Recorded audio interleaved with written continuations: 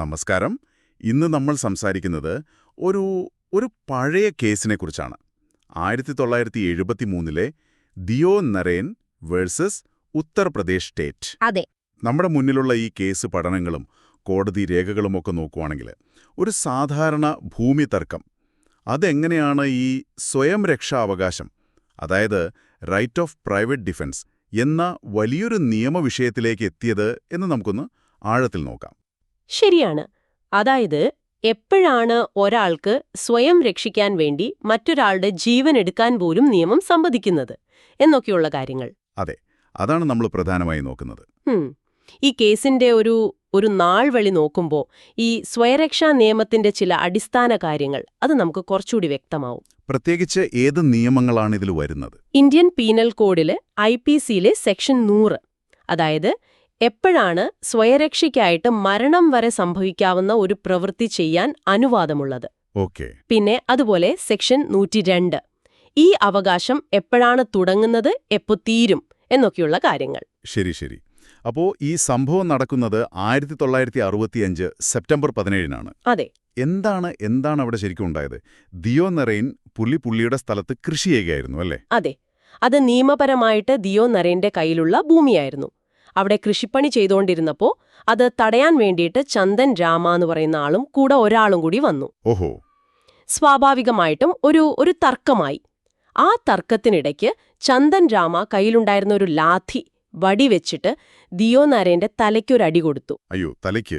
അതെ, തലയ്ക്ക്. അതാണ് പ്രശ്നം തുടങ്ങുന്നത്. പിന്നെ പറയണ്ടല്ലോ, തലയ്ക്ക് അടി കിട്ടിയാൽ ദിയോ നരേൻ എങ്ങനെ പ്രതികരിച്ചു? തലയ്ക്കടി കിട്ടിയപ്പോ ഒരു വെപ്രാളത്തില് ദിയോ നരേൻ കയ്യിലുണ്ടായിരുന്ന ഒരു കുന്തം വെച്ച് തിരിച്ചങ്ങോട്ട് കുത്തി. കുന്തം വെച്ചോ?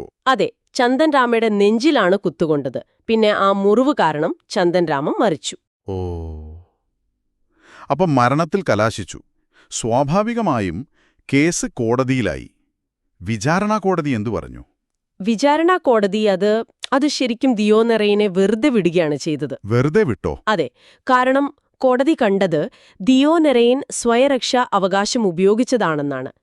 ആക്രമണം തുടങ്ങിയതാരാ? ചന്ദൻ രാമ. ശരിയാണ്. അടികൊണ്ടതോ തല പോലത്തെ ഒരു പ്രധാന ഭാഗത്തും. അപ്പൊ ആ ഒരു സാഹചര്യത്തിൽ തന്റെ ജീവന് ഒരു ഭീഷണിയുണ്ട് എന്ന് ദിയോ നരേൻ പേടിച്ചത് അതിലൊരു ന്യായമുണ്ടെന്ന് കോടതി കണ്ടു. അപ്പൊ വിചാരണാ കോടതി ആ സാഹചര്യത്തിന് പ്രാധാന്യം കൊടുത്തു. പക്ഷേ ഹൈക്കോടതി ഇത് അംഗീകരിച്ചില്ലല്ലോ. ഇല്ലില്ല. ഹൈക്കോടതി നേരെ തിരിച്ചാണ് പറഞ്ഞത്. വിചാരണാ കോടതിയുടെ വിധി അങ്ങ് റദ്ദാക്കി. ഹൈക്കോടതിയുടെ ഒരു കണ്ടെത്തൽ എന്താന്ന് വെച്ചാൽ, ദിയോ നരേന്റെ തലയ്ക്ക് കിട്ടിയ അടി, ആ പരിക്ക് അത്രയ്ക്ക് ഗുരുതരമൊന്നുമല്ലായിരുന്നു. അപ്പോ അതുകൊണ്ട് കുന്തം പോലൊരു മാരകായുധം എടുത്ത് തിരിച്ചു കുത്തിയത് അത് സ്വയരക്ഷയുടെ പരിധി വിട്ടുപോയി. കുറച്ച് കൂടിപ്പോയി ആ പ്രതികരണമെന്ന്. പ്രയോഗിച്ച ശക്തി കൂടിപ്പോയി എന്ന്. അതെ. എന്നിട്ട് IPC 304 വെച്ചിട്ട് 5 വർഷം കഠിന തടവിന് ശിക്ഷിക്കുകയും ചെയ്തു. പക്ഷേ ഇതൊരു പ്രായോഗിക പ്രശ്നമില്ലേ? തലയ്ക്കൊരടി കിട്ടിയാൽ പിന്നെ അവിടെ നിന്ന് കണക്ക് നോക്കി സ്വർണം തൂക്കുന്ന പോലെ പ്രതികരിക്കാൻ പറ്റുമോ? ഇത് സുപ്രീം കോടതിയിൽ ചോദ്യം ചെയ്തോ? തീർച്ചയായും. അതാണ് ഈ കേസിന്റെ ഏറ്റവും പ്രധാനപ്പെട്ട ഭാഗം. സുപ്രീം കോടതി ഹൈക്കോടതിയുടെ ആ വിധി മുഴുവനായും റദ്ദാക്കി. ദിയോ നരേനെ കുറ്റവിമുക്തനാക്കി. ആഹാ. സുപ്രീം കോടതിയുടെ നിരീക്ഷണം അത് വളരെ പ്രധാനപ്പെട്ടതാണ്. കോടതി പറഞ്ഞത് ഹൈക്കോടതി IPC സെക്ഷൻ 102-ന്റെ ആ ഒരു സത്ത അത് ശരിക്കും മനസ്സിലാക്കിയില്ലെന്നാണ്. എന്തായിരുന്നു ആ സത്ത? അതായത് ഈ സ്വയരക്ഷയ്ക്കുള്ള അവകാശം തുടങ്ങുന്നത് നമുക്ക് ശരിക്കും ഒരു ഗുരുതരമായ പരിക്ക് പറ്റിക്കഴിഞ്ഞിട്ടല്ല. ഓക്കെ.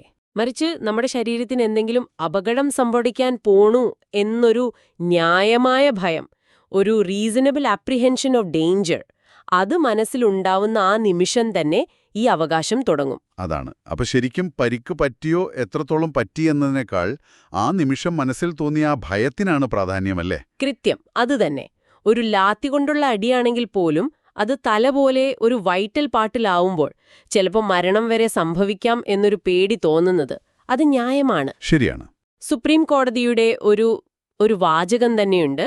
അതിന്റെ ഒരു സാരം എന്താന്ന് വെച്ചാൽ, അങ്ങനെയുള്ള ഒരു സംഘർഷത്തിന്റെ ഒരു ചൂടില് മാനസിക സമനിലയൊക്കെ തെറ്റുന്നൊരു നിമിഷത്തിൽ ഒരു സ്വർണ്ണ തുലാസിൽ തൂക്കി നോക്കുന്ന പോലെ എത്ര ശക്തി പ്രതിരോധിക്കാൻ ഉപയോഗിക്കണം എന്ന് കൃത്യമായിട്ട് അളന്നു തൂക്കി നോക്കാനൊന്നും ഒരാൾക്ക് പറ്റില്ല. ആ ഒരു പേടിയിൽ അതൊന്നും നടക്കില്ല. അതെ. അതുകൊണ്ട് ഹൈക്കോടതിയുടെ ആ കണ്ടെത്തൽ ഒരു യാഥാർത്ഥ്യബോധമില്ലാത്തതാണെന്നും നിയമപരമായി ശരിയല്ലെന്നും സുപ്രീം കോടതി പറഞ്ഞു. ശരി. അപ്പോ ഈ കേസിൽ നിന്ന് നമ്മൾ ഓർത്തിരിക്കേണ്ട പ്രധാന പോയിന്റ്സ് എന്തൊക്കെയാണ്? പ്രധാനമായിട്ടും 2-3 കാര്യങ്ങളുണ്ട്. ഒന്ന്, ഈ സ്വയരക്ഷാ നിയമത്തിന്റെ വ്യാഖ്യാനം. അതിന് ഈ കേസ് വലിയൊരു വ്യക്തത കൊടുത്തു. ശരിക്കും പറ്റിയ പരിക്കിന്റെ അളവിനേക്കാൾ ആ അപകടത്തെക്കുറിച്ചുള്ള ന്യായമായ ഭയത്തിനാണ് പ്രാധാന്യമെന്ന് കോടതി ഉറപ്പിച്ചു. Okay, reasonable apprehension. അതെ. 2, ഒരു ആക്രമണം നടക്കുമ്പോൾ ഒരു സാധാരണ മനുഷ്യന്റെ മാനസികാവസ്ഥ അത് കോടതി കണക്കിലെടുത്തു. പെട്ടെന്നൊരടി കിട്ടുമ്പോൾ അല്ലെങ്കിൽ ഒരു ആക്രമണം ഉണ്ടാവുമ്പോൾ എപ്പോഴും കണക്കുകൂട്ടി പ്രതികരിക്കാനൊന്നും പറ്റില്ല എന്നുള്ളൊരു യാഥാർത്ഥ്യം അത് കോടതി അംഗീകരിച്ചു. നിയമം എല്ലാവർക്കും ഒരുപോലെ ബാധകമാക്കണം എന്നുള്ളൊരു ഓർമ്മപ്പെടുത്തൽ കൂടി ഉണ്ടിതില്. തീർച്ചയായും. അപ്പോ ചുരുക്കി പറഞ്ഞാൽ ഈ ദിയോൺ-എറൈൻ കേസ് നമ്മളെ പഠിപ്പിക്കുന്നത് ഈ സ്വയരക്ഷാ അവകാശം എന്ന് പറയുന്നത് വെറുതെ ഒരു കണക്കോ കാര്യങ്ങളോ അല്ല, മറിച്ച് ആ നിമിഷത്തിലെ ആ ഒരു ഭയം, ആ സാഹചര്യം, അതിനെയൊക്കെ ആശ്രയിച്ചിരിക്കും, അല്ലേ? അതെ. പ്രതിരോധിക്കുമ്പോൾ അതിന്റെ അളവ് കൃത്യമായിട്ട് തൂക്കി നോക്കാൻ പറ്റില്ല എന്നുള്ള ആ ഒരു പ്രായോഗിക ബുദ്ധിമുട്ട് അതും ഈ വിധിയിലൂടെ അംഗീകരിക്കപ്പെട്ടു. ശരിയാണ്. ഇനിയിപ്പോ നിങ്ങൾ കേൾക്കുന്നവർക്കായിട്ടൊരു ചിന്ത. ഇത് സംഭവിച്ചത് 1965-ലാണ്. അന്നത്തെ കാലത്ത്. ഇന്നാണെങ്കിൽ ഒരുപക്ഷേ ആ സംഭവസ്ഥലത്തൊരു CCTV ക്യാമറയോ അല്ലെങ്കിൽ ദേഹത്ത് വെക്കുന്ന ബോഡി ക്യാമറയോ ഒക്കെ ഉണ്ടായിരുന്നിരിക്കാം. സാധ്യതയുണ്ട്. അപ്പോ അങ്ങനെയുള്ള ടെക്നോളജികൾ ഒരാൾക്ക് ആ നിമിഷം ന്യായമായ ഭയം ഉണ്ടായിരുന്നോ ഇല്ലയോ എന്ന് നമ്മൾ വിലയിരുത്തുന്നതിന് ഭാവിയിൽ എന്തു മാറ്റം കൊണ്ടുവരും? ഇത് സ്വയരക്ഷാ കേസുകളിലെ നിയമപരമായ തീരുമാനങ്ങളെ സ്വാധീനിക്കുമെന്ന് നിങ്ങൾ കരുതുന്നുണ്ടോ? അതൊരു നല്ല ചോദ്യമാണ്. ഇതിനെക്കുറിച്ച് നിങ്ങളൊന്ന് ആലോചിച്ചു നോക്കൂ.